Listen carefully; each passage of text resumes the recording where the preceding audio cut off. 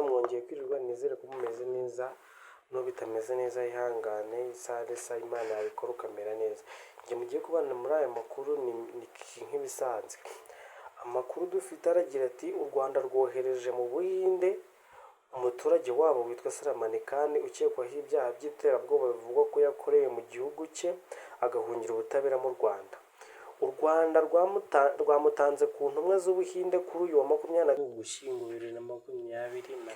Uyu watawe muri yombi nyuma y'ubusabe bwa guverinoma y'Ubuhinde binyuze muri polisi mpuzamahanga izwi nka Interpol. Umushinjacyaha ku rwego rw'igihugu yagaragaje ko ibyaha Salamanikani akurikiranyweho bikekwa ko yabikoreye mu Buhinde agahungira mu Rwanda. Nyuma y'uko bagenzi be babikoranye bose bafungiwe muri iki gihugu cy'Ubuhinde, we nyuma akaza gutoroka ubutabera agahungira mu Rwanda. Ubu Salamanikani yafashwe ku itariki 9 Nzeri 2024 nyuma biza kumenyeshwa leta y'Ubuhinde.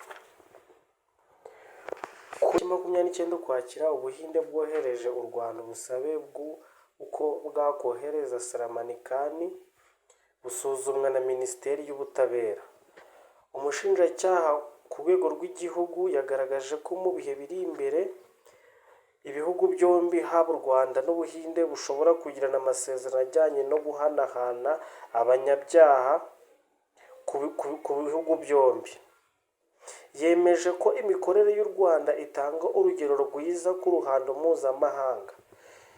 Naha amakuru twe tubafitiye arangiriye, nizere ko muri bose bumeze neza. Nakagaruka, ciao ciao.